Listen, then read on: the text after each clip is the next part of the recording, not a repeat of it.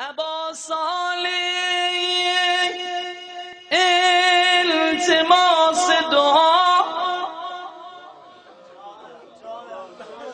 هر کجا رفتی یاد ما هم با چشم. ابا صالح التماس دعا هر کجا رفتی یاد ما هم با نجف رفتی کاظم رفتی سامرا رفتی یاد ما هم باش. الا ان ابغض الناس فی اللہ من یقتدی بسنت الامام ولا یقتدی باعمالہ. صلوات.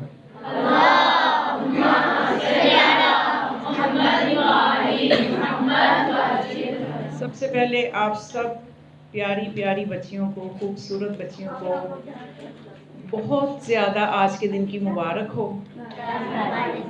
کون سا دن ہے؟ ماشاءاللہ. بالکل اونچی بولے نا. امام کا نام ہے امام زین العابدین علیہ السلام کی ولادت کا دن، اور بالخصوص ہم سب امام زمان علیہ السلام کی خدمت میں بھی ان کے جد کی ولادت کی مبارکباد پیش کرتے ہیں. تو آج میری کوشش ہوگی کہ امام سجاد علیہ السلام کے حوالے سے ہی گفتگو کی جائے. تو امام علیہ السلام کا فرمان میں نے آپ کے سامنے تلاوت کیا، جس میں مولا فرماتے ہیں کہ آگاہ رہو ان ابغض الناس، کہ لوگوں میں سے سب سے زیادہ قابل نفرت وہ انسان ہے کہ جو اپنے امام کو تو مانے لیکن اس کی سیرت پہ عمل نہ کرے. یہ امام علیہ السلام کا فرمان ہے، جو کہ اصول کافی میں غالباً یہ موجود ہے کہ امام فرماتے ہیں کہ جو اپنے امام کی یعنی من یقتدی بسنت الامام ولا یقتدی باعمالہ، یعنی امام کو تو مانتا ہے، امام کی سنت کو بھی مانتا ہے. یعنی امام کو مان لینا اور امام کے فضائل کو مان لینا یہ بھی کافی نہیں ہے. اور تیسری سٹیج آتی ہے کہ امام کی سیرت پہ عمل کرنا، کہ اگر وہ امام کو بھی مانتا ہے، ان کے فضائل کو بھی مانتا ہے، لیکن ان کی سیرت پہ عمل نہیں کرتا، تو وہ سب سے زیادہ قابل نفرت ہے. یعنی ایک تو وہ شخص ہے نا کہ جس کو امام کی پہچان ہی نہیں ہے، پتہ ہی نہیں ہے زمانے کا امام کون ہے، اللہ کی طرف سے ہادی کون ہے، پتہ ہی نہیں ہے. جیسے کہ آپ کے سامنے بہت سے لوگ ہیں جو کلمہ تو پڑھتے ہیں لیکن انہیں زمانے کے امام کا پتہ نہیں ہے. ایک وہ طبقہ ہے. پھر اس کے بعد ایک وہ لوگ آتے ہیں کہ جنہیں پتہ ہے کہ زمانے کا امام کون ہے، وہ کن کے فرزند ہیں، ان کا سلسلہ نسب کہاں تک جاتا ہے اور یہ اللہ کی طرف سے ہیں، یہ بھی سب پتہ ہے. اس کے بعد ان کے فضائل بھی پتہ ہیں کہ امام کیسے معجزات کر سکتے ہیں، امام کے اندر جو ہے خدا نے کون سے تصرفات ان کو دے رکھے ہیں. امام معجز نما ہوتا ہے. امام کے پاس جو علم ہوتا ہے وہ دنیا سے کسب کیا ہوا نہیں ہوتا، بلکہ امام جب دنیا میں آتا ہے تو وہ عالم ہی ہوتا ہے. اور جو خدا کی طرف سے امام ہوتا ہے اس کی ایک نشانی یہ ہے کہ ہمیں دنیا میں اس کا کوئی استاد نظر نہیں آتا. امام کا کبھی بھی کوئی استاد نہیں ہوتا. امام کے پاس جو بھی علم ہوتا ہے اللہ کی طرف سے عطا کردہ ہوتا ہے. تو یہاں تک بھی اسے پتہ ہے، فضائل بھی پتہ ہے، سب کچھ پتہ ہے. یہ اس سے بہتر ہے کہ جس کو امام کا پتہ ہی نہ ہو، اس سے تو بہتر ہے. تو ایک وہ شخص ہے کہ جس کو امام کی معرفت بھی ہے، امام کے فضائل بھی پتہ ہیں، اور وہ امام کی باتوں پہ عمل بھی کرتا ہے. یہ سب سے اعلیٰ درجے کا مومن ہے. اور جو ہم معصومین کے دن مناتے ہیں اس میں ہمیں یعنی صرف اتنا کافی نہیں ہے کہ ہم ان کا ذکر کر رہے ہیں، ان کے فضائل، ان کا اخلاق بیان کر رہے ہیں کہ امام کا اخلاق ایسا تھا، امام اتنے عبادت گزار تھے. یہ سب چیزیں بیان کی جاتی ہیں، سننے والے سنتے ہیں، بیان کرنے والے بیان کرتے ہیں. لیکن ان بیان کرنے والے اور سننے والوں میں سے سب سے زیادہ کامیاب وہ ہیں کہ جو ان میں سے باتوں پہ عمل کرنا شروع کرتے ہیں کہ اگر امام اتنی عبادت کرتے تھے تو میں کہاں پہ ہوں، مجھے کتنی عبادت کرنی چاہیے. بلکہ ہمارے امام سجاد علیہ السلام کی عبادت کے بارے میں تو ہمارے نبی اکرم صلی اللہ علیہ وسلم کی ایک روایت ہے ہمارے نبی فرماتے ہیں اذا کان یوم القیامہ، کہ جب یوم قیامت ہوگا، یناد منادن، ایک منادی یہ ندا دے گا، اینا زین العابدین، کہ زین العابدین کہاں ہیں؟ یعنی عابدین میدان محشر میں نظر آ رہے ہوں گے، لیکن ان عابدوں کی زینت کون ہے؟ یعنی یہ رسول خدا اپنے اس فرزند کی کا تعارف کروا کے گئے ہیں۔ امام سجاد علیہ السلام کا یہ مقام ہے کہ ہمارے نبی اکرم جو کہ سردار انبیاء ہیں، وہ یہ تعارف کروا کے گئے ہیں کہ جب یوم قیامت ہوگا تو ایک ندا بلند ہوگی کہ زین العابدین کہاں ہے؟ تو اس وقت آپ نے فرمایا کہ میرا فرزند علی بن حسین بن علی بن ابن ابی طالب فَيَخْرُجُ بَيْنَ الصُّفُوفِ، وہ صفوں میں سے نکل کے سامنے آئیں گے۔ یہ امام کا مقام روز محشر ساری دنیا پہ عیاں ہوگا۔ امام سجاد علیہ السلام کا دن ہے، ہم نے ان کی سیرت پہ بات کرنی ہے کہ امام عبادتوں کی زینت ہے، اور عبادت جو ہم کرتے ہیں اس میں سے ہماری عبادت کا کتنا حصہ قابل قبول ہے۔ ایک بندہ نماز شب پڑھتا ہے، 2 رکعت نماز پڑھتا ہے، 10 رکعت نماز پڑھتا ہے، تو ہمارے مولا امام سجاد سے بہتر کون بتائے گا جو عبادتوں کی زینت ہے، جو سید السجدوں کی زینت ہے، کہ جو سجدے دنیا میں کتنے انبیاء نے سجدے، اولیاء نے سجدے، اوصیاء نے سجدے، لیکن سید الساجدین امام سجاد علیہ السلام، ان سے بہتر ہمیں کون بتائے؟ تو امام فرماتے ہیں کہ انسان کی نماز کا وہی حصہ قبول ہے۔ یہ کس موقع کی بات ہے کہ ایک مرتبہ امام علیہ السلام کے گھر میں آگ لگ گئی، گھر میں آگ لگ گئی، امام سجدے میں تھے، امام سجاد علیہ السلام سجدے میں تھے۔ سمجھ آ رہی ہے نا آپ کو، بچوں کو، چھوٹے بچوں کو؟ تو اب لوگ افراتفری میں ہیں، لیکن امام جو ہے وہ اطمینان سے اپنا سجدہ انجام دے رہے ہیں۔ اب ہم یعنی دیکھیں، ہمیں ہر بات ہی نماز میں یاد آتی ہے، خود میرے ساتھ بھی ایسے ہوتا ہے، ہر وہ چیز، یعنی جیسے دودھ اگر چولہے پہ پکنے رکھا ہو نا، دھیان سے ہٹ کے جو ہی نماز کی نیت کی ہو، چولہے پہ تو دودھ ہے، وہ تو جل جائے گا، دھیان تھوڑی سی توجہ انسان کی ہٹتی ہے۔ تو یعنی ہر بات، ہم اب اس سٹیج پہ ہیں کہ ہر بات ہی نماز میں یاد آتی ہے، لیکن اس پہ بھی میں تھوڑا سا بتاؤں گی کہ اس میں بھی ایک فضیلت کا پہلو یہ ہے کہ چونکہ ہماری نمازوں میں وہ صلاحیت ہے کہ انہوں نے قبول ہونا ہے، اس لیے شیطان بھی اپنی پوری صلاحیت کے ساتھ نماز پہ اٹیک کرتے ہیں، مومن کی نماز پہ اٹیک کرتے ہیں۔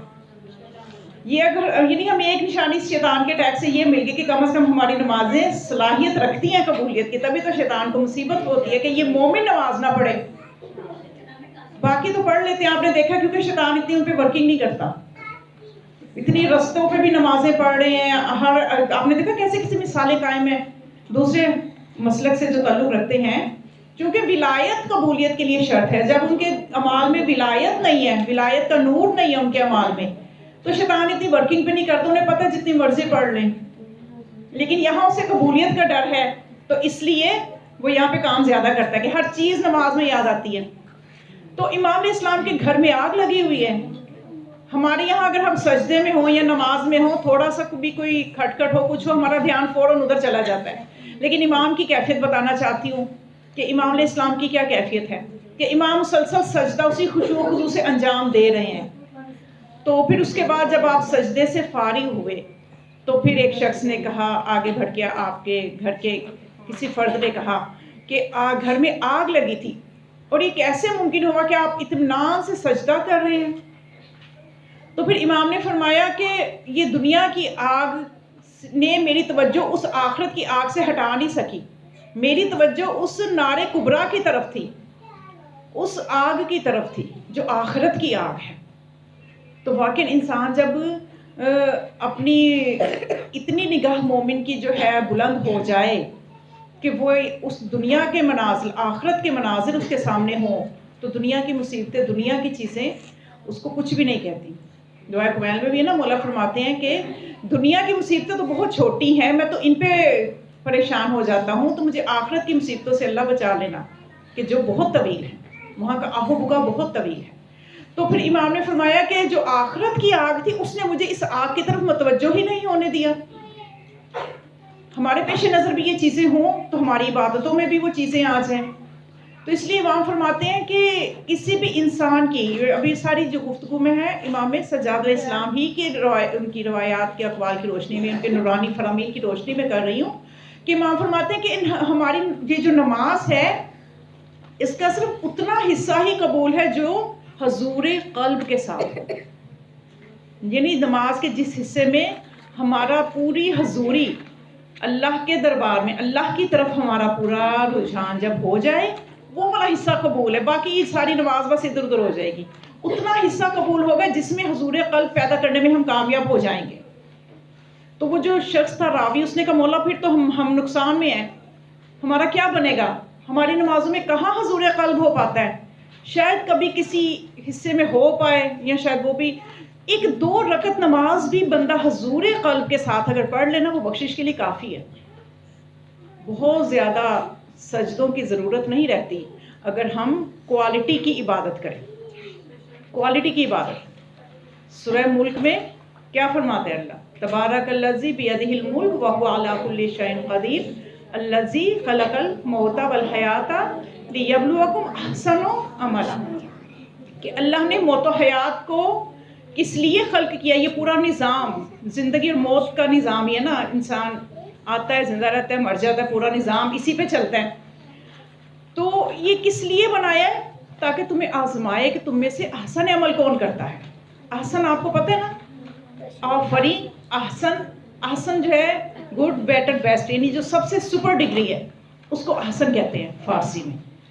تو یعنی بیسٹ عمل چاہیے اللہ کو، کوالٹی چاہیے، کوانٹٹی نہیں چاہیے کہ 10 نمازیں پڑھی ہیں اور توجہ کہیں اور ہے، کبھی مشرق میں کبھی مغرب میں، اور اگر ایک نماز بھی پڑھ لو خشوع و خضوع سے پڑھ لو تو وہ اللہ کو کوالٹی چاہیے، مقصد حیات ہی کوالٹی ہے۔ تو معصومین نے بھی اپنی زندگیوں میں ہمیں یہی درس دیا کہ کوالٹی والی عبادت کرو۔ تو مولا نے فرمایا کہ نماز کا صرف وہ حصہ قبول ہے جو حضور قلب کے ساتھ ہے۔ تو پھر اس نے کہا کہ مولا تو بڑی مشکل بن جائے گی، ہمارے مال تو ضائع گئے۔ تو آپ نے فرمایا کہ پھر تم ایسا کرو کہ نوافل پڑھا کرو، کیونکہ نوافل جو ہیں وہ جبران کر دیتے ہیں فرائض کی کمیوں کا، یعنی فرائض میں اگر جو کمیاں رہ گئی ہیں تو نوافل ان کی کمی کو بیلنس کر دیتے ہیں۔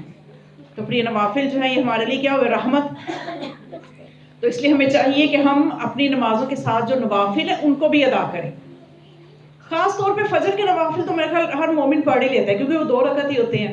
عشاء کا بھی بیٹھ کے 2 رکعت ہے، کھڑے ہو کے 1 رکعت، اور رہ گئے پیچھے مغرب، اس کے بھی 4 رکعت ہیں، کوئی زیادہ مشکل نہیں ہے، اگر آپ چاہیں تو اپنی روٹین میں لا سکتے ہیں۔ نوافل جو ہے ہماری جو فرض عبادت میں کمی رہ جاتی ہے نا اس کو بیلنس کر دیتے ہیں۔ تو جب نماز قبول ہو جائے گی تو ہر چیز قبول ہو جائے گی۔ وَإِن رُدَّتْ مَا سِوَاهَا، اگر نماز رد ہوگی تو اس کے علاوہ جو کچھ بھی اب رد ہو جائے گا، اور سب سے پہلے جس چیز کا سوال کیا جائے گا وہ نماز ہے۔ ہمیں ساری جو ہے اپنی توجہ نماز پہ دینی ہے کہ اگر ہماری نماز بہترین ہو گئی تو ہم بہترین انسان بن جائیں گے۔ اس لیے اللہ نے یہ کوئی بے مقصد نہیں ہے کہ 5 دفعہ اپنے آگے کیوں چاہتے ہیں آپ اور میرے آگے جھکو، اس لیے کہ وہ ہمیں انسان کامل بنانا چاہتا ہے۔ اگر ہم نماز اچھی پڑھ لیں گے تو ہمارے لیے منزلیں آسان ہو جائیں گی۔ چاہتے ہیں نا کہ روحانیت کا سفر طے ہو، تو سب سے پہلے نماز کو اس کے اول وقت پہ کوشش کریں۔ اور نوافل جو ہیں، ظہر کے نوافل جو ہیں انہیں صلاۃ اوابین بھی کہا جاتا ہے، یعنی توبہ قبول ہوتی ہے ان کے پڑھنے سے، کیونکہ دن کے نوافل تو نمازوں سے پہلے پڑھے جاتے ہیں نا، اور نوافل کے لیے مشکل بھی نہیں ہے، بیٹھ کے بھی پڑھ سکتے ہیں، بغیر کسی عذر کے بھی بیٹھ کے پڑھ سکتے ہیں۔ تو اگر آپ پڑھنا چاہیں تو نوافل کے لیے تو کافی گنجائش ہے، اگر وقت نہیں ہے تو آپ یہ نوافل جو ہیں ان کو چلتے پھرتے بھی پڑھ سکتے ہیں، یعنی نیت کی اور پورا ذکر جو ہے وہ پڑھتے رہے، اللہ اکبر کہا، ذکر جو ہے ذکر رکوع بھی کر لیے، کام کر رہے ہیں ذکر رکوع بھی کر لیے، ذکر سجدہ بھی کر لیا۔ تو یعنی اس طرح سے ان میں بہت سے، اگر آپ اپنے اپنے مسائل دیکھیں نا اپنے جن کی آپ نے تقلید کی ہے تو آپ کو پتہ چلے گا کہ وہ کیا کیا گنجائش آپ کو دیتے ہیں، اس کے مطابق آپ عمل کریں تو نوافل پڑھنا اتنا مشکل نہیں ہے۔ تو بہرحال امام علیہ السلام نے فرمایا کہ جتنا حصہ نماز کا حضور قلب کے ساتھ ہوتا ہے وہی قبول ہوتا ہے۔ تو اگر حضور قلب نہیں ہو پاتا تو پھر نوافل پڑھیں تاکہ نمازیں قبول ہو جائیں۔ تو امام علیہ السلام یعنی ایک مرتبہ جب آپ بیت اللہ تشریف لے گئے، آپ نے دیکھا کہ وہاں بہت سے لوگ جمع ہیں اور دعائیں کریں، نہیں امام کی عرفانیات ہم کہاں سمجھ سکتے ہیں کہ ان کا عرفانیات کا مرتبہ کیا ہے، لیکن ہمیں کچھ نہ کچھ پتہ ہو تاکہ ہم کوشش کریں کہ جس امام سے ہم محبت کرتے ہیں، جس چوتھے امام کا ذکر کرتے ہیں، ان کے کیا مراتب ہیں ہمیں پتہ ہونے چاہیے۔ تو امام علیہ السلام نے دیکھا کہ ظاہر ہے گرمی کا موسم تھا اور لوگ بارش کی دعا کر رہے ہیں، تو امام علیہ السلام ان کے نزدیک گئے اور ان کی کوئی دعا قبول نہیں ہو رہی، کافی واسطے بھی دے رہے ہیں، کافی وہ خشوع و خضوع سے دعا کر رہے ہیں، لیکن پریشان ہیں کہ امام علیہ السلام ان کے نزدیک گئے اور امام نے فرمایا کہ آپ سب لوگ پیچھے ہٹ جاؤ۔ امام آگے گئے، امام علیہ السلام نے سجدے میں سر رکھا اور دعا کی۔ ابھی دعا تمام نہیں ہوئی تھی تو اس طرح سے بارش ہوئی جیسے مشکیزے کا منہ کھل جائے اور پانی باہر آئے۔ لوگ سیراب ہوئے تو ایک شخص پاس گیا مولا کے، جا کے کہتا ہے کہ مولا آپ نے ایسی کیا دعا کی، ہم بھی تو کافی دیر سے دعائیں کر رہے ہیں، آپ نے ایسی کیا دعا کی کہ فوراً بارش ہو گئی؟ تو امام نے فرمایا کہ میں نے دعا یہ کی کہ اے خدا میں تجھے اس محبت کا واسطہ دیتا ہوں جو تجھے مجھ سے ہے، بارش کر دے۔ یہ امام کی وہ اعتماد ہے، اپنی ذات پہ اعتماد ہے، خدا کے اوپر توکل ہے۔ تو اس نے کہا کہ آپ کو کیسے پتہ چلا کہ اللہ کو آپ سے محبت ہے؟ تو مولا نے فرمایا کہ اگر اس سے مجھ سے محبت نہ ہوتی تو مجھے اپنے گھر آنے نہ دیتا، اس سے مجھ سے محبت ہے تو وہ مجھے اپنے گھر اس نے بلایا ہے کہ میں آج اس کے گھر آیا ہوں۔ تو پھر امام نے پہلے ان لوگوں کو پیچھے کیا کہ اگر تم میں سے کوئی ایک بھی ایسا ہوتا نا جسے اللہ پسند کرتا تو اب تک بارش ہو جانی تھی۔ اس کا مطلب تم میں سے کوئی ایک بھی ایسا نہیں ہے کہ جسے اللہ پسند کرے، اس لیے تم سب پیچھے ہٹ جاؤ۔ پھر امام نے جب سجدہ کیا تو امام کی دعا سے بارش ہو گئی۔ تو دیکھیے خدا جن کو بلاتا ہے ان کا مقام و مرتبہ اور ہوتا ہے، خدا جن کو اس قابل سمجھتا ہے کہ اپنے گھر بلائے ان کا مقام و مرتبہ اور ہوتا ہے۔ اور خدا کو کیا چاہیے ہم سے؟ وہ کسی چیز کا تو محتاج ہے نہیں، کسی بھی چیز کا محتاج نہیں ہے نا خدا۔ پھر وہ ہم سے عبادتیں کرواتا ہے، کس لیے کرواتا ہے؟ کہ اسے عبادتوں کی ضرورت ہے؟ نہیں، وہ تو فرشتے اتنی اس کی عبادت پہلے ہی کرتے تھے، اسے کس چیز کی ضرورت ہے کہ وہ ہم سے عبادتیں کیوں کرواتا ہے؟ وہ ہمارے ہی فائدے کے لیے، کہ وہ چاہتا ہے کہ ہم عبادتیں کریں، انسان کامل بنے اور آخرت میں جو اس نے نعمتیں رکھی ہوئی ہیں ان کو پا لیں۔ وہ ہمیں نعمتوں سے نوازنا چاہتا ہے۔ جیسے ایک ماں ہے نا، وہ بچے کی تربیت کرتی ہے، اس کو انعامات دینے کے لیے اس کی تربیت کرتی ہے، اس کو اس کو جہاں سختی آتی ہے وہاں سختی کا موقع ہوتا ہے سختی بھی کرتی ہے، وہ بھی اس کی ٹریننگ کا حصہ ہوتا ہے نا کہ یہ مضبوط انسان بنے کل کو معاشرے میں۔ تو خدا کی طرف سے آزمائشیں بھی مومن کو مضبوط بنانے کے لیے ہوتی ہیں، ہر ایک سے تو وہ آزمائش بھی انہی بندوں سے لیتے ہیں جو اسے پسند ہوتے ہیں، ہر کسی کو تو وہ آزمائش کے قابل بھی نہیں سمجھتا۔ تو ہمیں اپنے آپ کو خلوص اللہ کے لیے، جب تک مولا کی ساری گفتگو کا نتیجہ یہ کہ جب تک ہمارے اندر خلوص نہیں ہوگا اس وقت تک ہمارا کوئی کام بھی اللہ کی بارگاہ میں قبول نہیں ہے۔ خلوص بہت ضروری چیز ہے نیت کو نورانی کرنے کے لیے۔ سو تو نہیں رہے ہیں؟ صلوات تو پڑھیں۔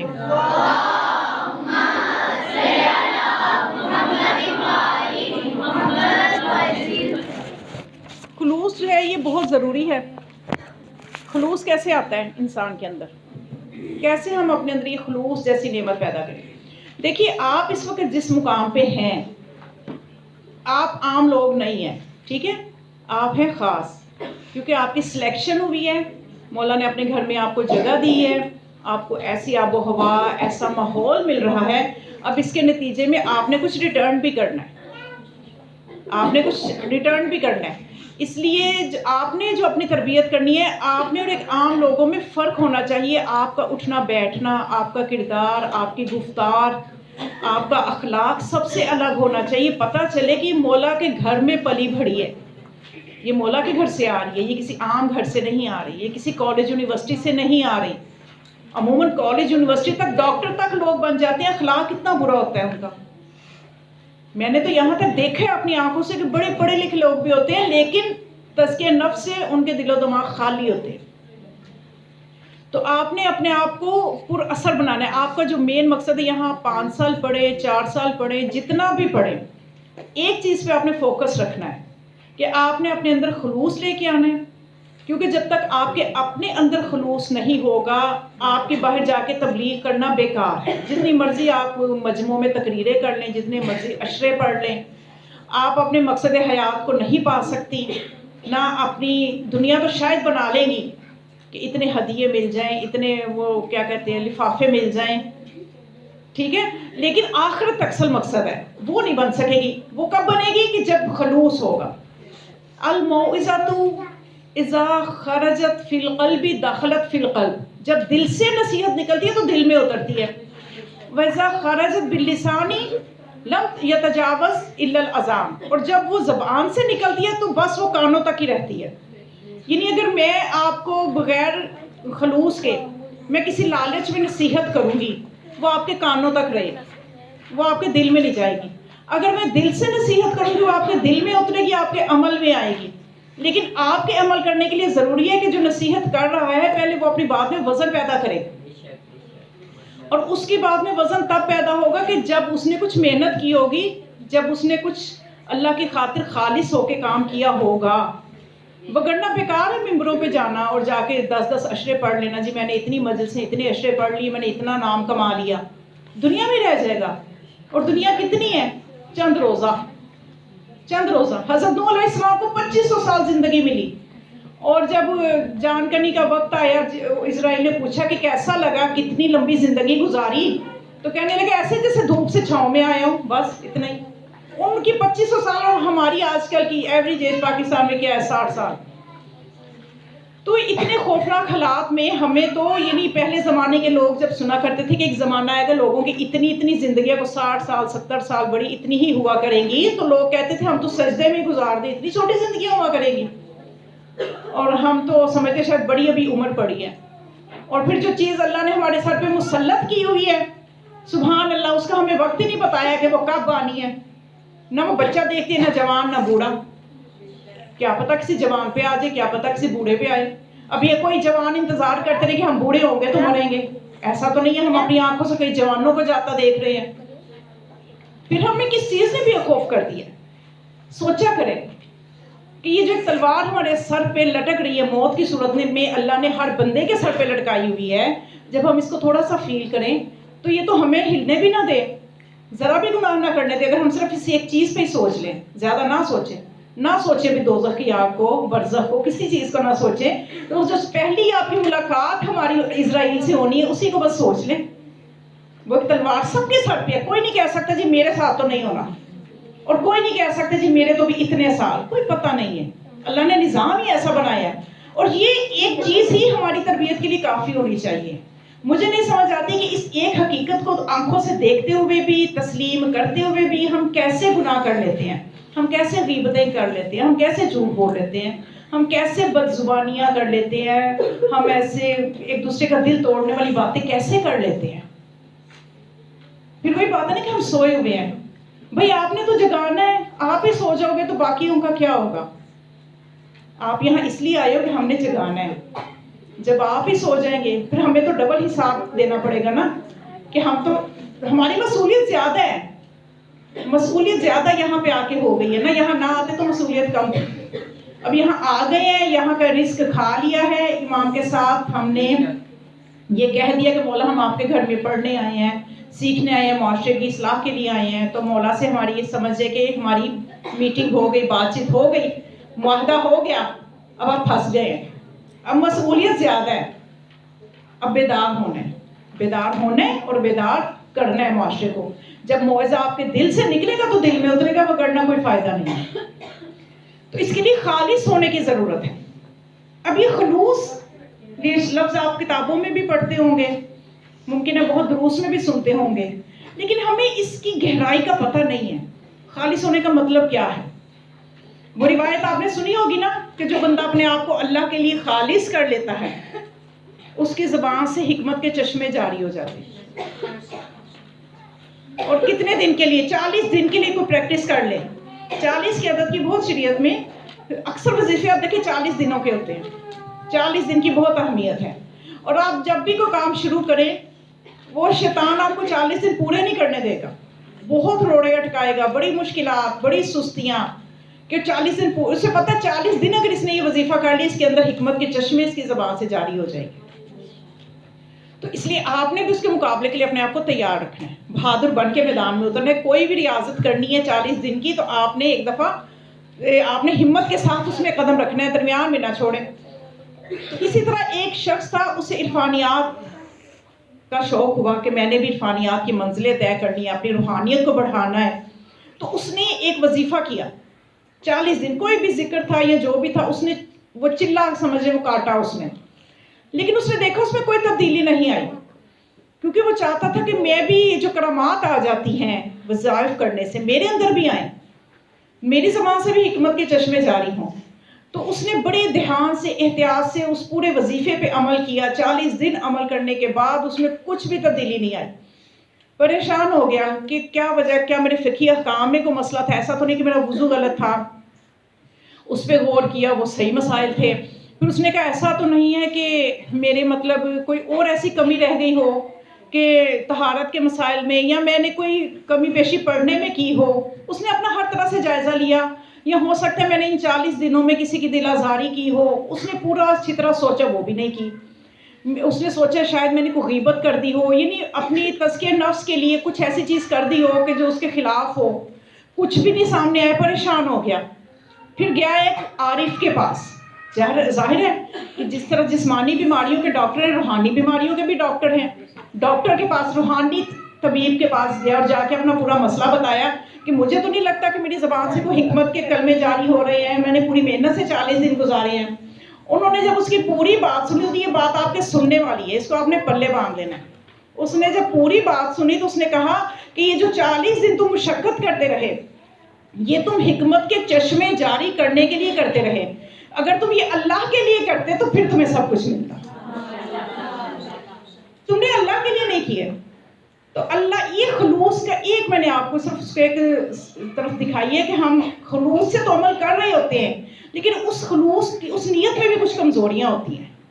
ہم نے صرف اللہ کی خوشنودی کے لیے کرنا، اللہ کی خوشنودی کے لیے، کیونکہ میں نے آپ کو شاید گزشتہ بھی درس میں بتایا تھا کہ تمام انبیاء کی محنتیں، تمام معصومین کی محنتوں کا مقصد ہمیں اللہ تک پہنچانا ہے۔ تو اگر ہم اللہ تک ہی نہیں پہنچیں گے تو ہمیں کوئی فائدہ نہیں ہے، کوئی فائدہ نہیں، کیونکہ ہمارا مقصد حیات کیا ہے؟ مقصد حیات یہی ہے کہ صراط مستقیم سے، اپنے زمانے کے امام کے توسط سے، کیونکہ زمانے کا امام ہی ہے کہ جو آپ کو اللہ سے منسلک کر سکتا ہے۔ تو ہمیں چاہیے کہ ہم کوئی بھی عمل کر رہے ہیں، اگر علم بھی حاصل کر رہے ہیں تو ہماری خوشنودی، ہماری نیت اس وقت نورانی ہوگی، اس وقت ہماری نیتیں خالص ہوں گی کہ جب ان نیتوں میں خلوص ہوگا۔ اگر خلوص ہوگا تو چھوٹا سا کام بھی اجر بہت بڑا، اور اگر نیت خالص نہیں ہے تو جتنی مرضی محنت کر لے، پہاڑ جتنا کام کر لے، اجر ایک چونٹی جتنا بھی نہیں ملے گا۔ تو اس کے لیے ہمیں ضروری ہے کہ ہم سمجھیں کہ ہم کس جگہ پہ ہیں، اس کی معرفت حاصل کریں، ہم کس چیز، کس مقصد کے لیے یہاں پہ آئے ہیں، وقت ضائع تو نہیں ہو رہا۔ یہ سنہری ٹائم ہے، سنہری اوقات ہیں آپ کے پاس، ایک موقع ہے جو اللہ نے آپ کو دیا ہے آپ کی زندگی میں، اور اس موقع کے اوپر ہی آپ نے اپنی آخرت بنانی ہے۔ یہ ایک موقع آپ کو ملے، آپ خوش نصیب ہیں کہ آپ کو یہ موقع ملا۔ لائٹ، تو اگر آپ اس موقع سے فائدہ اٹھا لیں گے اور اپنی روحانی بیماریوں پہ اگر آپ توجہ دے لیں گے تو سمجھے آپ ایک ایسی جگہ پہ ہیں کہ جہاں پہ روحانیت ملتی ہے، روحانی بیماریوں کا علاج ہوتا ہے۔ ہم سب مریض ہیں، ہمیں ضرورت ہے علاج کی، اور ہمیں اپنی روحانی بیماریوں پہ فوکس کرنا چاہیے۔ ہم جسمانی بیماریوں کے لیے پریشان ہو جاتے ہیں۔ میں آپ کو ایک واقعہ بتاؤں، مشہد مقدس میں امام علی رضا علیہ السلام کی شان میں ایک صلوات پڑھیں۔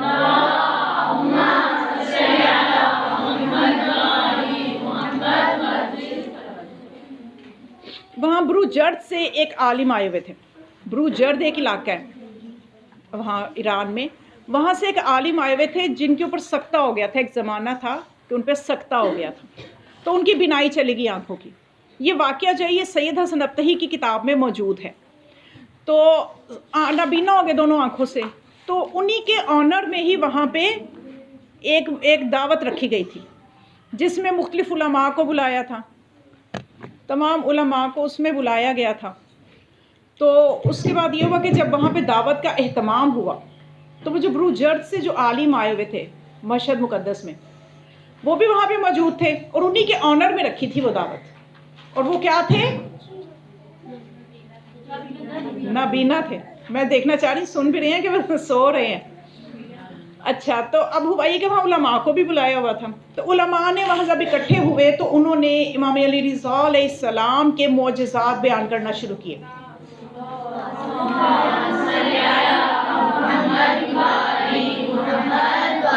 بس امام علی رضا سے اتنی محبت ہے، اتنی سوئے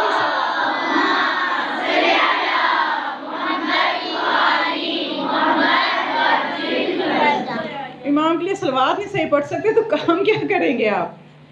اپنے اندر ہمت پیدا کریں. بہت کچھ آپ کے کندھوں پہ ہے جو آپ نے کرنا ہے، ٹھیک ہے نا. امام علیہ السلام کے ظہور کے لیے کس نے کام؟ آپ لوگوں نے کرنا ہے. اب مولا کے گھر میں تو آپ لوگ رہ رہے ہیں نا، تو سب سے پہلے مولا آپ سے پوچھیں گے. میرے سے بھی، میں بھی یہیں رہ کے گئی ہوں، پوچھیں گے کہ بھائی وہاں رہے تو کیا کیا.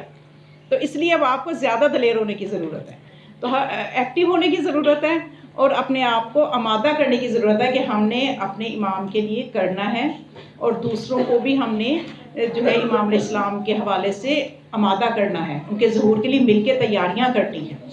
ٹھیک ہے، امام علیہ السلام کا ظہور صغریٰ تو ہو بھی چکا ہے، اس پہ بھی انشاءاللہ میں آپ کو کبھی بتاؤں گی. تو اب یہ ہوا کہ کدھر وہاں وہ مشہد کا میں واقعہ آپ کو سنا رہی تھی. تو وہ جو علماء تھے انہوں نے امام علی رضا علیہ السلام کی کرامات بیان کرنا شروع کی. کوئی واقعہ سنا رہا کہ ابھی میں کچھ دن پہلے یہاں آیا تھا مشہد میں، تو میں نے دیکھا کہ ایک جوان تھا، اسے چلا بھی نہیں جا رہا تھا، لیکن جب وہ امام کی زری پہ گیا دعا کی تو وہ میرے پاس سے دوڑتا ہوا گزرا. کوئی کچھ واقعہ سنا رہے، نہیں ہر کوئی واقعات کس لیے سنا رہے تھے کہ ان کو بروجرد کے جو عالم تھے انہوں نے اپنا نام بتانا مناسب نہیں سمجھا کہ شہرت نہ ہو. تو انہوں نے ان کو بتانا مقصد تھا کہ آپ بھی اب یہاں مشہد میں آئے ہیں تو امام کے اس وقت تک آپ حرم سے نہ نکلیں جب تک کہ اپنی آنکھوں کی بینائی نہ لے لیں، اپنی آنکھوں کی بینائی لے کے یہاں سے جائیں. تو جب ان سے یہ کہا، وہ جو شخص ان عالم سے کہا کہ آپ مشہد میں آئے ہیں تو آپ بھی یہاں سے بینائی لے کے جائیں، اس وقت تک مولا کے حرم سے جائیں نا. تو وہ رونے لگے، وہ رونے لگے. ان کا یہ معرفت والا جملہ ہی ہے جو میں آپ کو بتانا چاہتی ہوں. رونے اس لیے لگے، کہتے ہیں میں جب بھی مولا کے روضے پہ گیا ہوں، میں نے جب بھی اپنی آنکھوں کی بینائی کی دعا کرنا چاہی ہے، مجھے اس سے پہلے اپنی روحانی بیماریاں سامنے آ گئی. تو مجھے ان کی زیادہ فکر ہے، روحانی بیماریوں کی وجہ سے میں انہی کی دعاؤں پہ متوجہ ہو جاتا ہوں کہ میں اپنی جسمانی بیماری پیچھے رہ جاتی ہے. تو پھر وہ کہنے لگا عزیزو دیکھو یہ جو روحانی بیماریاں ہیں یہ اتنی نقصان دہ ہیں کہ یہ قیامت تک ان کا آپ نے بھگتنا ہے. روحانی بیماریوں کا اگر علاج نہ کیا قیامت تک اور قیامت کے بعد بھی ان کی سزا بھگتو گے. جسمانی بیماری کیا ہے؟ جتنی زندگی ختم ہوگی تو چلو یہ بھی ختم ہو جائے گی. جسمانی بیماری کا تو عارضی سا وقت ہے، اور روحانی بیماریوں پہ دھیان دینے کی ضرورت ہے کہ جب آپ اپنی روحانی بیماریوں کو ٹھیک کر لو گے تو جسمانی بیماریاں تو اتنا نقصان نہیں کریں گی جتنا نقصان آپ کو روحانی بیماریوں کی وجہ سے ہو جائے گا. لیکن بہرحال دونوں چیزیں ضروری ہیں. جسمانی صحت ہوگی تو ہی نماز اور عبادتوں کی طرف جائیں گے نا، اور اگر روحانی صحت ہوگی تو تب بھی نماز تبھی پڑھی جائے گی جب روحانی. دونوں کا ہونا ضروری ہے. آپ دونوں کی دعا کیا کریں، یہ نہ کہ آج سے جسم کی دعا، صحت کی دعا کرنا چھوڑ دیں. تو اس کی بھی دعا کریں، دونوں لازم ہیں ایک دوسرے کے لیے. دونوں طرح کی صحت ہوگی تو مولا کا مشن آگے بڑھے گا. نہ روحانی مریض کچھ کر سکتے ہیں اور جو جسمانی مریض ہے وہ پھر کچھ کر لیں گے. جو جسمانی مریض ہیں لیکن روحانی طور پہ صحت مند ہے وہ پھر کچھ کر لیں گے مولا کے لیے، لیکن جو روحانی مریض ہے وہ قطعاً کچھ بھی نہیں کر سکتے. تو اس لیے ہمیں اپنے روحانی جو ہے نا اس علاج پہ دھیان دینا چاہیے. بس میں آپ کو ایک طریقے بتا دیتی ہوں اگر آپ سننا چاہیں تو، کہ ہم اپنے کچھ میرے سامنے ہیں جو جھولے لے رہے ہیں نیند کی وجہ سے، کچھ بچیاں جھولے لے رہی ہیں.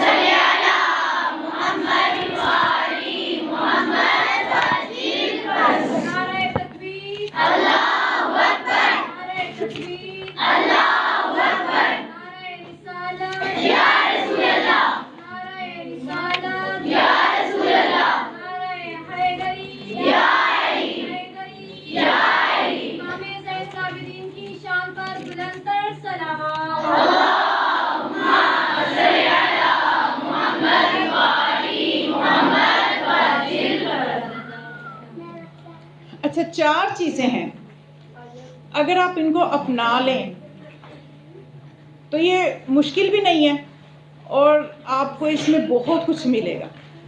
4 طریقے ہیں اصلاح کے. اگر ہم صحت مند رہنا چاہتے ہیں کہ ہماری روحانی زندگی صحت مند ہو جائے, ہم روحانیت کی منزلیں طے کر لیں, ہم امام زمان علیہ السلام کے منظور نظر ہو جائیں, ہماری زبان سے ایسے بات نکلے کہ اگلے کے دل میں اتر جائے, یہی اصل کامیابی ہے.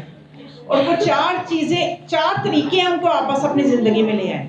مشکل بالکل بھی نہیں ہے. اس میں سب سے پہلے ہے مشارطہ, توئیں کے ساتھ. شرط ہوتا ہے نا, شرط باندھنا, شرط سے مشارطہ.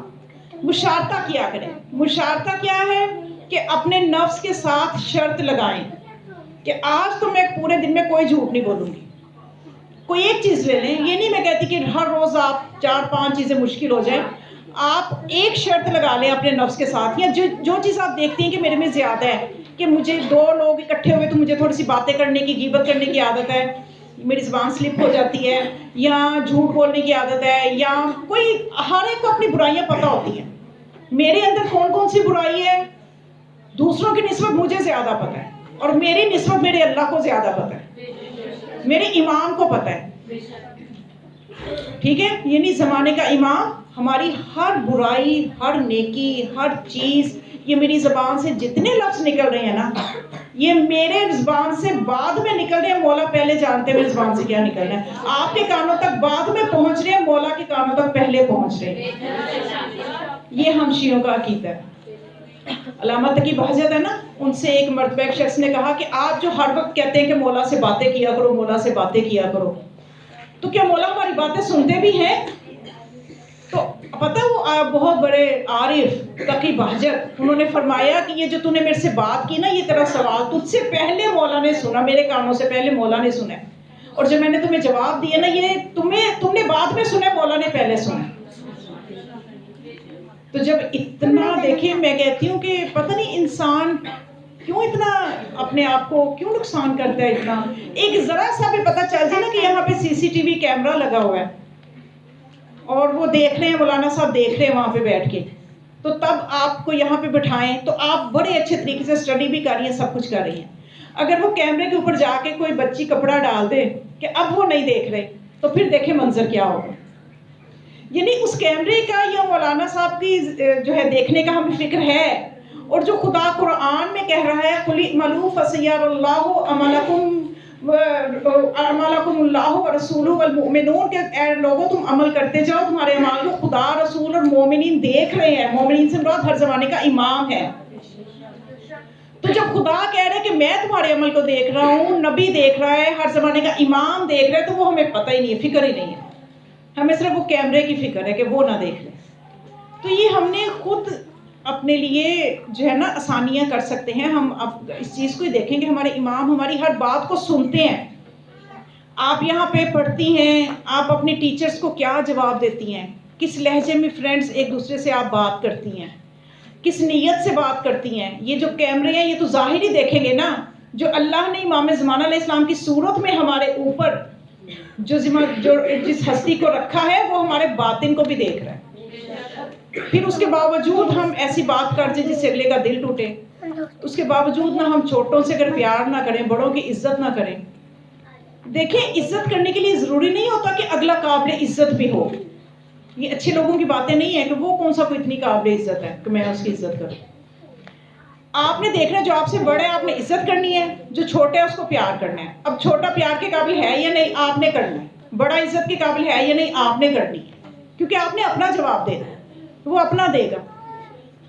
ٹھیک ہے, تو یہ چیز ہے کہ اپنے نفس کے ساتھ شرط باندھے سب سے پہلے کہ آج میں نے جھوٹ نہیں بولنا, اور پھر رات کو جب سونے لگے دیکھیں میں نے شرط توڑی تو نہیں. اچھا, ایک یہ طریقہ ہے. اور دوسرا یہ کہ اس کے بعد دوسرا کام آپ نے کیا کرنا ہے, مراقبہ. قاف جو ہے نا, قاف منقوط جس کو نقطوں والی قاف کہتے ہیں.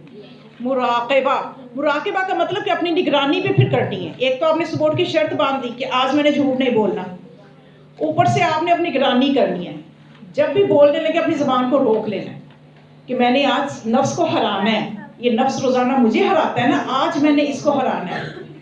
تو آپ نے نگرانی کرنی ہے. مراقبہ یعنی نگرانی کرنی ہے. اس کے بعد محاسبہ, جب رات کو ہو جائے تو آپ نے پھر اپنا حساب لینا ہے کہ واقعی پورا دن سب کے ساتھ چیک کرے میں نے کس سے بات کی, میں نے جھوٹ بولا کہ نہیں بولا, جھوٹ بولا کہ نہیں بولا, یہ محاسبہ کریں. اور جب محاسبہ کر لیں گے, کیونکہ پتہ ہے ہمارے ساتھ امام فرماتے ہیں ملم یحاسب نفسہ لیس منا, کہ جو محاسبہ نفس نہیں کرتا وہ ہم میں سے ہی نہیں ہے. بات ہی ختم. چھوٹے سے جملے میں انہوں نے حکمت کا اتنا بڑا خزانہ رکھ دیا. اگر کسی کی سمجھ میں آ جائے کہ محاسبہ کرنے سے ہم کنٹرول رہتے ہیں, نفس کو قابو میں رکھ سکتے ہیں. تو اب آپ نے حساب شروع کر دینا ہے کہ میں نے کہیں بول تو نہیں دیا. اچھا, اس کے بعد ہے مؤاخذہ. مؤاخذہ یعنی پکڑ کرنا. چوتھی چیز مؤاخذہ. اب مؤاخذہ کرنا ہے آپ نے کہ اگر تو میں نے شرط باندھنے کے باوجود میں نے جھوٹ بول دیا, اسی وقت اپنے آپ کو کوئی نہ کوئی سزا دے. وہ سزا آپ کسی بھی صورت میں رکھ سکتے ہیں. اسی وقت اٹھ کے وضو کر کے 2 رکعت نماز پڑھیں, وہ آپ اس کو سزا قرار دے دیں. وہ نماز آپ کسی بزرگ کو, اپنے کسی مرحوم کو ہدیہ کر دیں, لیکن بہرحال آپ اسی وقت اپنے نفس کو سزا دیں. یا درود کی 500 تسبیحاں 500 مرتبہ درود پڑھیں, 5 تسبیحاں درود کی اپنے نفس کو سزا دیں. اور اگر نہیں کیا, آپ نے جھوٹ نہیں بولا, تو اپنے نفس کو اپریشیٹ کریں, اپنے آپ کو کہ میں نے قابو پا لیا اس چیز پہ. اللہ کا شکر ہے, اس کا شکر بجا لائیں. تو جب ہم ان روحانی بیماریوں پہ جب حساب کتاب سے اپنے آپ کو گزاریں گے نا, چند عرصہ جب آپ کچھ عرصہ ہی پریکٹس کریں گے نا, تو یہ چیزیں آپ کی پریکٹس میں آ جائیں گی. خود ہی آپ سے ایسی باتیں ہوں گی ہی نہیں کہ جو آپ کے لیے آخرت میں نقصان کا باعث بنے. آپ کو خود ہی وہ چیزیں جو ہے نا تکلیف دیں گی. غلط بات کرنا آپ کو خود اذیت دے گا. میں آپ کو ایک واقعہ بتاؤں کہ ایک شخص تھا, اس نے امام اسلام سے, اس کو زیارت کا بہت شوق تھا کہ میں اپنے زمانے کے امام کی زیارت کروں. تو اس کے لیے اس نے اپنے آپ کو تزکیہ نفس شروع کیا.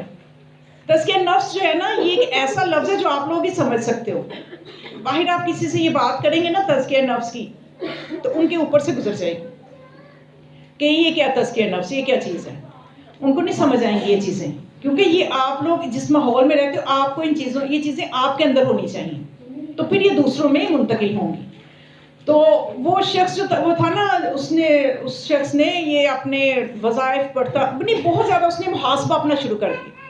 وہ خود یہ بتاتا ہے کہ میں نے اپنا اتنا محاسبہ اور مراقبہ کیا کہ میں اپنی ہر چیز پہ نظر رکھنے لگ گیا تھا کہ میں کچھ غلط تو نہیں کر رہا, کچھ غلط. تو کہتے ہیں اس چیز کی وجہ سے نا میری بہت سی برائیاں ختم ہو گئی تھیں, میرے اندر بہت سی اچھائیاں پیدا ہو گئی تھیں, اور میں کوئی برائی کی طرف نہیں جاتا تھا اس محاسبے کی وجہ سے. جو میں نے محاسبہ مراقبہ آپ کو بتایا نا, اس چیز کو آپ نے سیریس لینا ہے. اس کو جب آپ سیریس لیں گے آپ کو مزہ بھی آئے گا. اور جب آپ توفیق مولا سے مانگیں گے نا کہ ہم نے ان چیزوں کو, تو پھر آپ کو توفیق بھی ملے گی. تو اس نے کیا کیا کہ کہتا ہے کہ ایک دفعہ یہ ہوا کہ میرے سے ایک گناہ ہو گیا, ایک گناہ ہو گیا. اور وہ کہتے ہیں وہ گناہ اتنا معمولی تھا, اگر میں کسی کے آگے ذکر کرتا لوگ میرے پہ ہنستے کہ یہ گناہ ہے جس کے لیے تم پریشان ہو. لیکن وہ کہتے ہیں میں اس لیے پریشان ہوا کہ میں نے اتنی محنت کی, گناہ میرے سے کیوں ہوا, کہ یعنی اس کا مطلب میرا نفس ابھی بھی بیمار ہے, ابھی بھی میری اندر روحانیت نہیں آئی کہ میں نے یہ گناہ کر دیا. اور وہ گناہ خود جانتا بھی تھا کہ یہ معمولی ہے, میں نے اس کا کسی سے ذکر کیا تو میرے پہ ہنسنا ہے لوگوں نے. تو وہ اس کے لیے کافی سارے طبیبوں کے پاس, روحانی طبیبوں کے پاس, یہ ڈاکٹروں کے پاس نہیں, روحانی طبیبوں کے پاس اس نے کوشش کی کہ میں جاؤں, مجھے کوئی بتائے کہ میرے سے یہ گناہ کیوں میں نے کیا, اور اس کی اب کیا سزا میں دوں اپنے نفس کو, اور میرے دل کو سکون کیسے آئے. تو وہ کہتا ہے کہ مجھے نہیں کوئی بھی ایسا نہیں بندہ ملا کہ جو سیٹسفائیڈ کر سکے, مطمئن کر سکے. تو کہتے ہیں مجھے اپنے ایک استاد یاد آئے کہ وہ مجھے مطمئن کریں گے. کہتے ہیں کہ میں ان کے پاس گیا, جا کے اپنا مسئلہ بتایا, لیکن گناہ میں نے ان کو بھی نہ بتایا کہ وہ سمجھ گئے کہ ہے وہ کہ کس قسم کے مسئلے میں گرفتار ہے, لیکن وہ گناہ کرنا مجھے اتنا بے چین کر رہا تھا. یہ سٹیج کب آئی کہ جب اس نے محاسبہ مراقبہ مشاہدہ کیا تو یہ سٹیج پہ پہنچ گیا. وگرنہ اب یہ ہوتا ہے نا کہ ہم 4-5 غیبتیں کر لیتے ہیں, جو بھی ہمیں پرواہ ہی نہیں ہے. ہمیں نہیں مسئلہ کہ ہم نے جھوٹ بولے, ہمیں نہیں مسئلہ کہ ہم نے بد کلامی کی ہے, ہمیں نہیں مسئلہ کہ آج کیا کیا گناہ ہم سے ہوئے ہیں, ہمیں مسئلہ ہی نہیں ہے, کیونکہ ہم ابھی اس سے اتنے صحت مند نہیں ہوئے. لیکن وہ اتنا صحت مند ہو گیا تھا نا کہ اس کو یہ چھوٹا سا گناہ بھی اذیت دے رہا تھا. کہتے میری راتوں کی نیندیں اڑ گئی, اتنی اذیت. تو اب وہ جو استاد تھے نا, انہوں نے کہا اچھا میں تمہارا مسئلہ سمجھ گیا ہوں, تم بیٹھو. اور اس کے سر پہ ہاتھ رکھ کے سورہ ملک پڑھی. تو کہتے ہیں سورہ ملک جب انہوں نے پڑھنا شروع کی تو مجھے ایسے لگے جیسے ہر چیز میں سے قرات کی آواز آ رہی ہے. ایک ایسے نورانی ماحول میں داخل ہو گیا کہ میرے دل کو اتنا سکون مل رہا کہ در و دیوار سورہ ملک پڑھ رہے ہیں اور جیسے میرے زمانے کے امام کی قرات کی آواز مجھے آنے لگ گئی.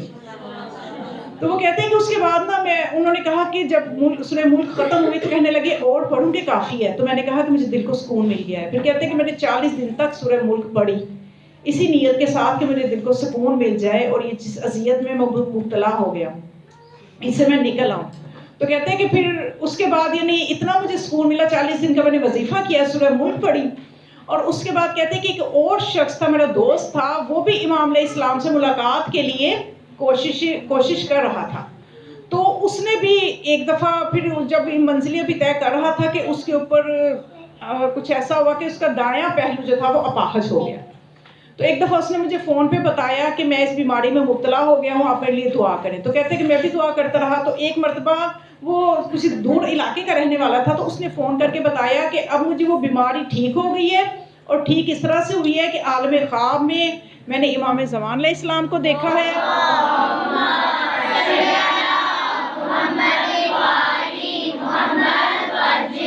اور ان کے ساتھ آپ بھی ہیں اور بی بی فاطمہ زہرا سلام اللہ علیہا بھی ہیں.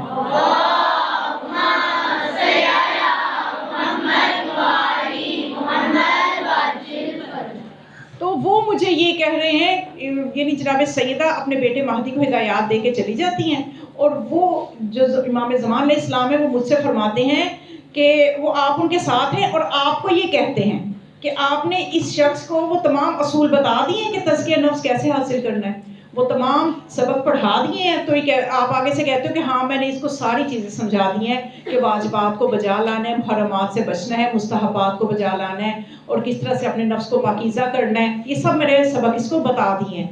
تو کہتے ہیں کہ اس کے بعد جب میں بیدار ہوا تو میری یہ دایاں پہلو ٹھیک ہو چکا تھا جو کہ اپاہج ہو چکا تھا.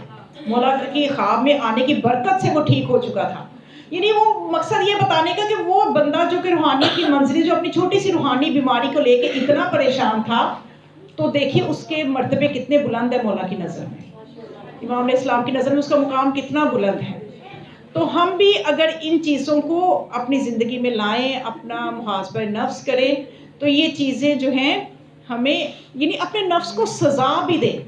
اپنے نفس کو جب ہم سزا دیں گے تو خود بخود ہم اس برائی سے بچ جائیں گے. اور اس وقت ہمیں اس برائی سے کون بچائے گا, یہ بھی میں آپ کو ایک لطیف سا نکتہ ہے جو میں ہدیہ کر دوں کہ اس برائی سے بچانے والا شیطان ہوگا.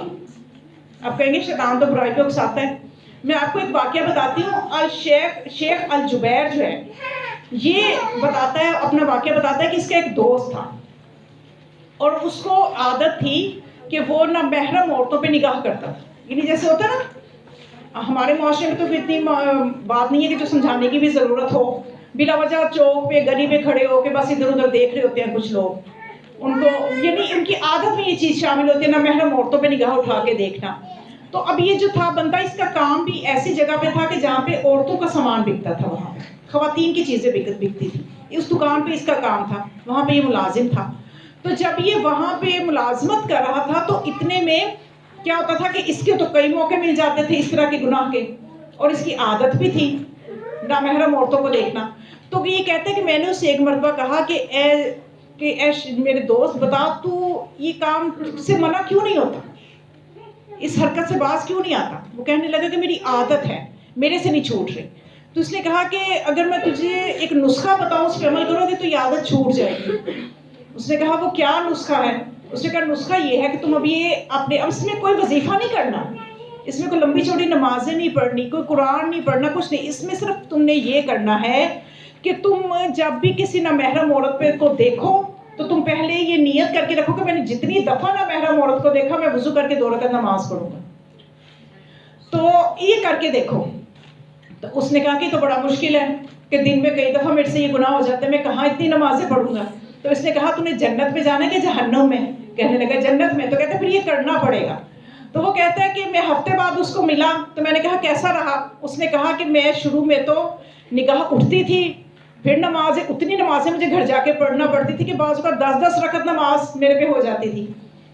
اور اس کے بعد جب میں نے اتنی کم ہوتی گئی, پھر اگلے دن میں جب نگاہ اٹھانے لگتا تو مجھے آواز اندر سے آتی تھی کہ نماز پڑھنی پڑے گی. تو میں نگاہیں نیچے کر لیتا تھا، یہاں تک کہ وہ 5 دفعہ ہو گئی، 4 دفعہ، 3 دفعہ، اب 1 دفعہ بھی ایسے نہیں ہوتا جو ہی نہ محرم عورت پہ نگاہ اٹھنے لگتی، مجھے ایک طاقت روک دیتی ہے کہ منع ہو جاؤ، نماز پڑھنی پڑے. تو اس نے پھر یہ کہا کہ تمہیں پتہ یہ کون سی طاقت ہے جو تمہیں نگاہ اٹھنے سے روک رہی ہے؟ اس نے کہا کہ یہ شیطان کی طاقت ہے، کیونکہ شیطان کو یہ گوارا نہیں ہے تم اللہ کے آگے سجدہ کرو. شیطان کہتا ہے یہ تو بہت بڑی عبادت کر لے گا، اللہ کے آگے جھک جائے گی، اس سے بہتر ہے اسے شروع سے پکڑ لو. تو یہ تمہیں شیطان ہی روک رہا ہے. کے لیے بابا سے بلند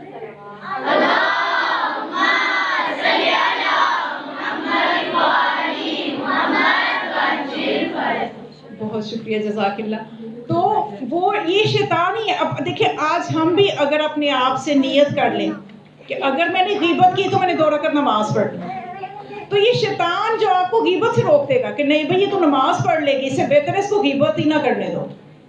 تو یہ بھی ایک طریقہ ہے.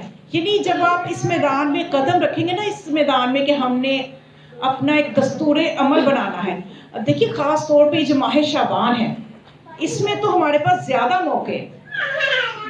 یہاں پہ دیکھیے آپ نے وہ خطبہ شعبانیہ پڑھا ہوگا، کس نے پڑھا ہے؟ ذرا ہاتھ بلند کریں. خطبہ شعبانیہ جو ماہ رمضان کے آنے سے پہلے آخری جمعے پہ یہ خطبہ دیا تھا.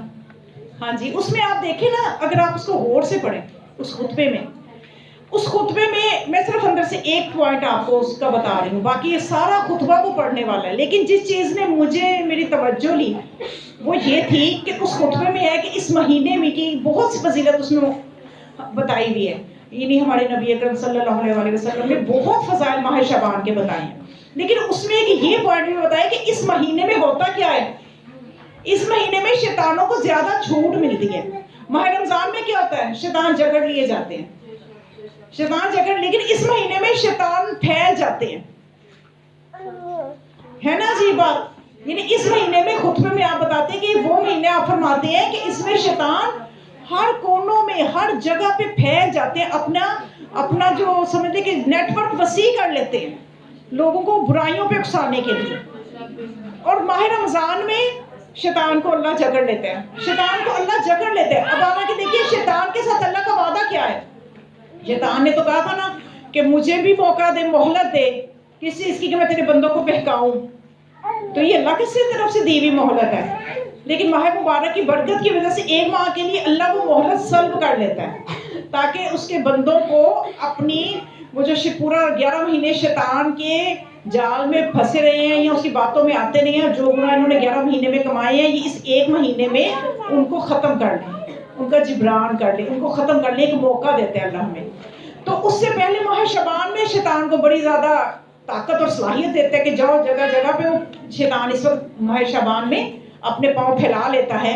تو اس کی وجہ یہ ہے کہ خدا چاہتا ہے کہ ماہ رمضان کی جو برکت ہے، ماہ رمضان کی جو بلندی ہے، وہ بلندی کیا ہے ماہ رمضان کی؟ وہ پیک پورے 12 مہینے کی محنت. جیسے آپ کو ہمالیہ پہ جائیں تو اس کی اوپر چوٹی پہ جانا ہے آپ نے، تو چوٹی کو یعنی اس طرح سے ماہ رمضان کا جو مقصد ہے اس مہینے کے بنانے کا، اس کو برکتیں دینے کا، شیطان کو جکڑنے کا، اس میں نیکیوں کے ثواب بڑھانے کا، ایک آیت پہ پورے قرآن پڑھنے کا ثواب. کتنی زیادہ اس میں چیزیں ہیں اس مہینے میں، شب قدر بھی ہے، کتنا کچھ ہے. کیا مقصد ہے ان سب چیزوں کا؟ ان سب چیزوں کا مقصد اللہ نے اس آیت میں بتا دیا ہے، جس میں اللہ نے یہ فرمایا کتب علیکم الصیام کما کتب علی الذین من قبلکم لعلکم تتقون، تاکہ تم پرہیزگار بن جاؤ. یعنی سارے 11 مہینوں 12 مہینوں کی ساری محنت کے بعد بالآخر اللہ اپنے بندے کو متقی دیکھنا چاہتا ہے.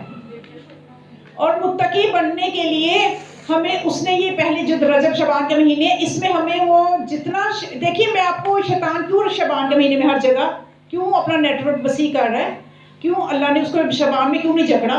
اس لیے کہ جیسے دیکھیے ویکسینیشن کیا چیز ہوتی ہے، جب کسی بیماری سے بچنے کے لیے ویکسینیٹ کیا جاتا ہے تو اصل میں وہ اسی بیماری کے جرمز انسان کے اندر داخل کیے جاتے ہیں تاکہ وہ بیماری جب اٹیک کرے تو پہلے سے وہ جراثیم ان کا پھر مقابلہ کرے.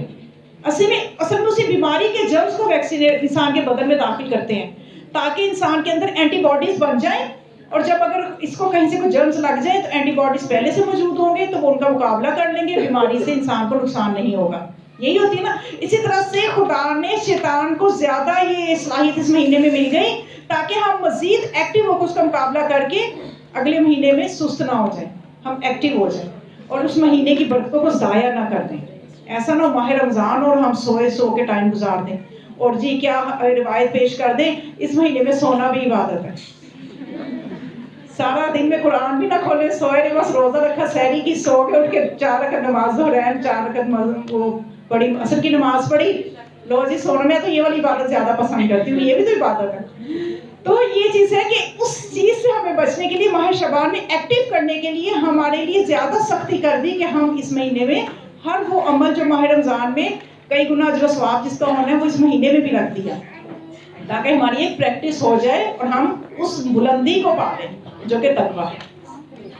تو بس یہ ایک میں نے آپ کو اصلاح کے 4 نفس کی اصلاح کی 4 چیزیں میں نے آپ کو بتائیں, مشارطہ, مراقبہ, محاسبہ, مؤاخذہ. تو بس آخر میں اگر آپ کی ہمت ہے سننے کی, ویسے میرا تو خیال تھا کہ ذرا آج آپ کو میں زیادہ ہی وقت لیتی, اگر میں چلے ایک درود پڑھیں.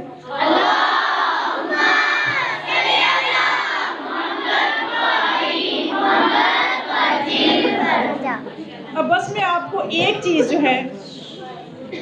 بس میں آپ کو یہ بتا دوں کہ آپ کے لیے جو ماہ شعبان میں بھی بہت فائدہ مند ہے, ماہ رمضان میں بھی, لیکن اس کے علاوہ کے جو مہینے ہیں ان میں بھی آپ ان چیزوں پہ عمل کریں.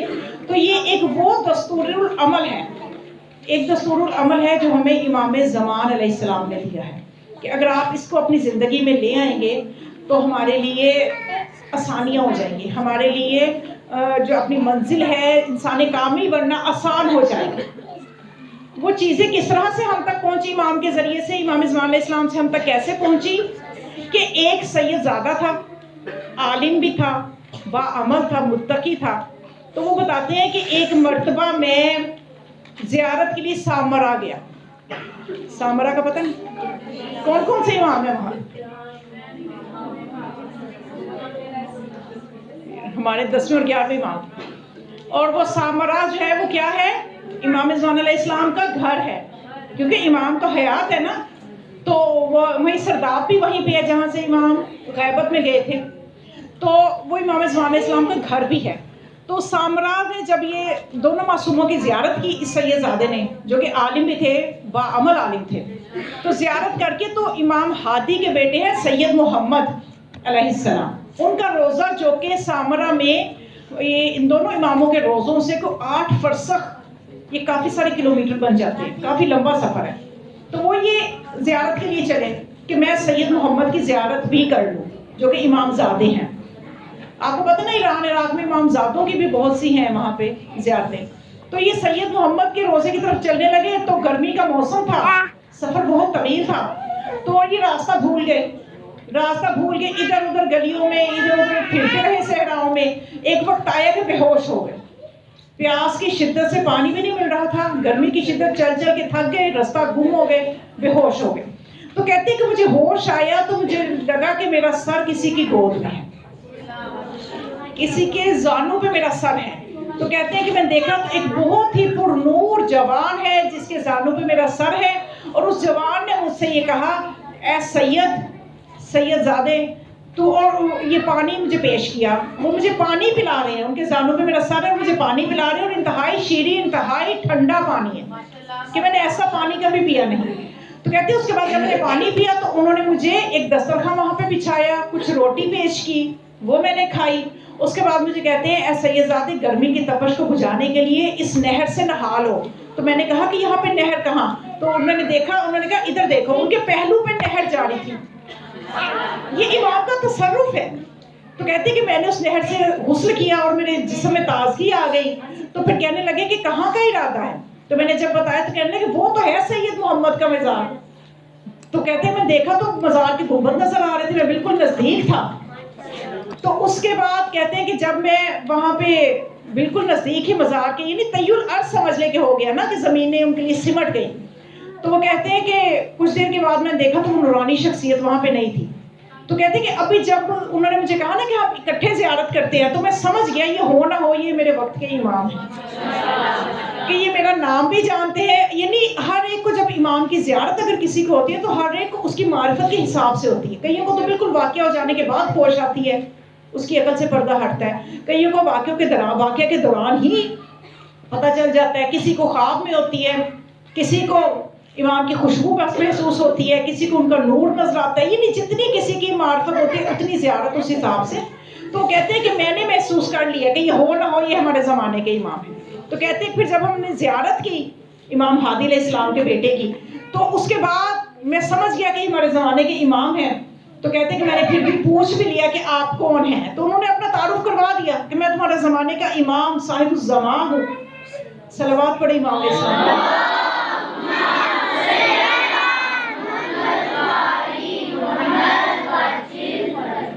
تو وہ کہنے لگا کہ میں نے جب امام اسلام سے جب میں نے ان کا نام سنا تو مزید کہتا ہے کہ میرے اندر ایک ایسی کیفیت پیدا ہوگی، ہیبت کی سی میری حالت ہو گئی کہ میں تھوڑا سا گھبرا سا گیا.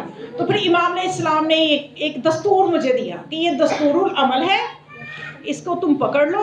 مقصد یہ کہ میرے چاہنے والوں تک بھی اس کو پہنچاؤ.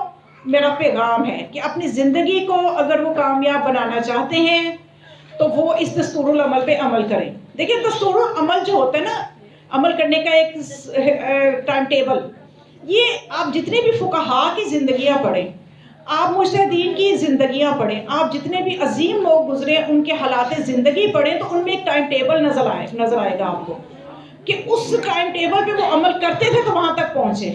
اگر آپ نے بھی اپنا کوئی دستور العمل بنایا تو کچھ مل جائے گا. اگر کوئی دستور العمل ہی نہیں ہے، آج 4 دن نماز شب پڑھی، 5ویں دن پتہ نہیں ہے، 3 دن تک قرآن کی تلاوت کی، 4تھے دن پتہ نہیں ہے، اس طرح سے کامیابیاں نہیں ملتی.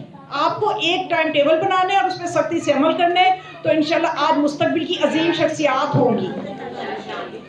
تو وہ امام کا بتایا ہوا، پھر دیکھیں ہر ایک نے اپنے دستور العمل بنائے ہوتے ہیں. لیکن کیا یہ اچھی بات ہے کہ ہمیں جو دستور العمل امام زمان علیہ السلام دے دیں تو ہم وہ بنا لیں؟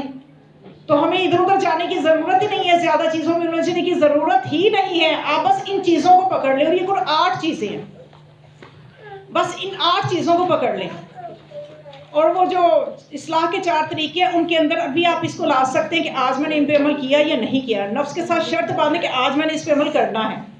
ٹھیک ہے، اس میں وہ جو مشارطہ ہے وہ صرف اس چیز کے لیے نہیں ہے کہ آپ نے ایک برائی کے لیے ہی کہ میں نے اس برائی سے بچنا ہے. آپ اس چیز کے لیے بھی نفس کے ساتھ شرط باندھ سکتے ہیں کہ آج میں نے یہ نیکی کرنی ہے.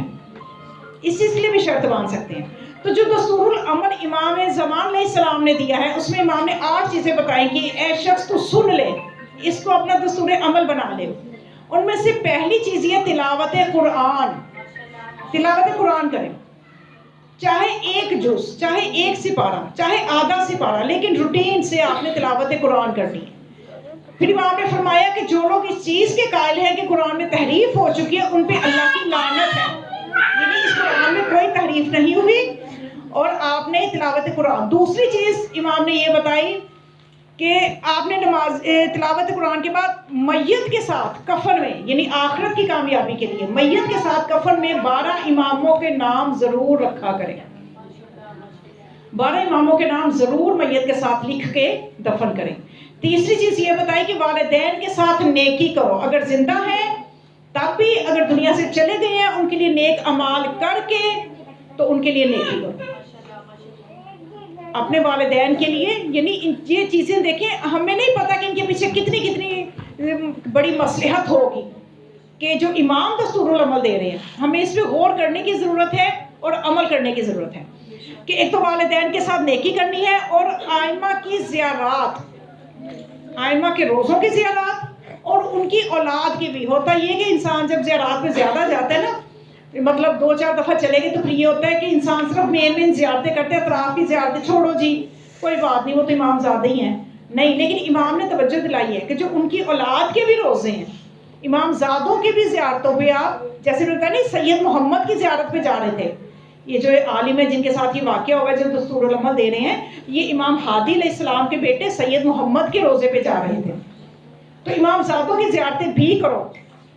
اور پھر اس کے علاوہ امام علیہ السلام نے یہ بتایا کہ نماز شب نماز شب کو ترک نہیں کرنا.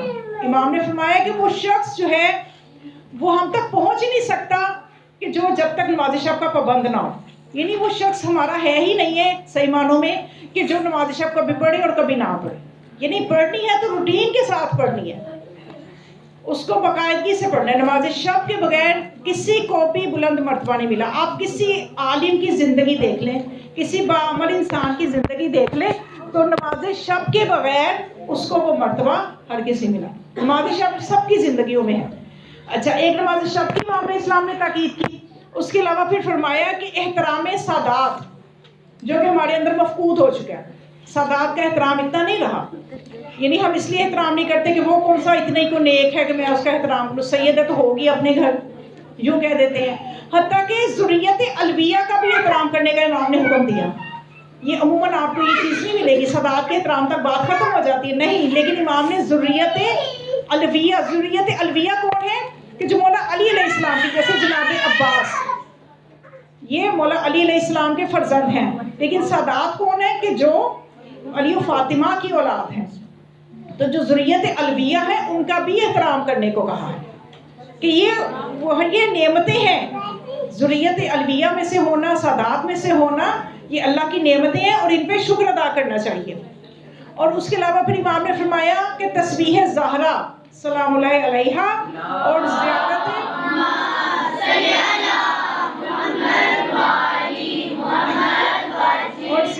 امام حسین علیہ السلام اگر جا کے کریں, نہیں کر سکتے دور سے کریں, تو تب بھی آپ کے لیے یہ ضروری ہے کہ تسبیح زہرا کو اپنی روٹین میں لائیں اور زیارت وارثہ کو اپنی روٹین میں لائیں. اگر زیارت وارثہ روز نہیں پڑھ سکتے تو زیر آسمان آپ دائیں بائیں دیکھیں, سامنے دیکھیں, سیدھا دیکھیں اور دائیں بائیں دیکھیں آسمان پہ, اور صرف اتنا بھی کہہ دیں السلام علیکم یا عبد اللہ, السلام علیکم ورحمۃ اللہ وبرکاتہ. تو ہمارے چھٹے امام فرماتے ہیں کہ 2 جملے پڑھنے سے بھی تمہیں عمرے کا ثواب مل جاتا ہے. تو زیر آسمان تو آپ کئی عمرے کر سکتے ہیں. ایک کلاس لینے کے دوسری کلاس کے لیے جا رہے ہیں, ایک عمرے کر لیں. تو زیر آسمان آپ یہ وظیفہ کرتے جائیں. یہ آسان عملیات ہے نا, تو جتنا بھی ہو سکے استفادہ کریں. لیکن کرے گا ہر کوئی اتنا ہی جتنا اس کے اندر شوق ہوگا, جتنا اس کے اندر توانائی ہوگی. جتنی اندر کی توانائی زیادہ ہوگی اتنا ہی وہ کر سکے گا. تو پھر اس کے علاوہ ایک چیز کی تاکید امام نے کی. وہ کون سی چیز؟ 8ویں چیز میرا خیال ابھی جو میں بتاؤں گی. 8ویں چیز یہ آپ نے بتائی کہ وہ جو خطبہ میری دادی زہرا نے دربار میں دیا تھا اور وہ خطبہ جو میرے جد علی نے دیا تھا, ان خطبات کو بھی اپنی روٹین میں پڑھیں. اب یہ اس میں کیسی آپ دیکھیں کہ آج تک آپ نے شاید یہ وظیفہ کسی سے نہ سنا ہو. یعنی امام جو کہہ رہے, جو ہمارے زمانے کے امام کہہ رہے ہیں, جو حکم ہمیں دے رہے ہیں, وہ ہمیں ہمارے زمانے کے حساب سے دے رہے ہیں, کیونکہ اس وقت بالفعل وہ ہم پہ حاکم ہے. اب بی بی کا خطبہ پڑھنے میں ہمارے لیے ہماری اس زندگی میں کتنی رہنمائی ہے. یعنی بی بی کے خطبے کے اندر ہمارے لیے کیا پیغامات ہیں جو ہمارے موجودہ زمانے میں ان پیغامات کو لینا ضروری ہے. تو تبھی تو زمانے کا امام ہمیں حکم دے رہا ہے کہ میری جدہ کا خطبہ جو انہوں نے دربار میں پڑھا تھا اور میرے جد علی کا خطبہ جو انہوں نے پڑھا تھا, ان خطبات کو بھی اپنی روٹین لائف میں پڑھیں. مقصد پڑھنے کا یہ کہ ان سے اپنے لیے پیغامات نکالیں. تو جب ہم ان چیزوں پہ, یہ دستور العمل ہے جو امام زمان علیہ السلام نے ہمیں دیا ہے, تو بس خداوند متعال سے دعا ہے کہ خدا ہمیں اس قابل بنائے کہ ہم امام علیہ السلام کے ظہور کے لیے خالص ہو کے کام کریں. اور جو یہاں پہ درس ہوا ہے اس کا جو اجر و ثواب ہے وہ ہم اپنے مرحومین, خاص طور پہ میرے والد کی کل برسی کا دن گزرا ہے, تو ان کے لیے خاص طور پہ میں اور اپنے والدین کے لیے, اور یاسر بن کاظم حسین طالب بھی, اور بن تصدق حسین, ان سب مرحومینوں جتنے آپ موجود ہیں, سب کے جتنے مرحومین ہیں, ان سب کے لیے ہم اس درس کا سننا اور سنانا ان کی روحوں کے لیے احسان کرتے ہیں. السلام علیکم.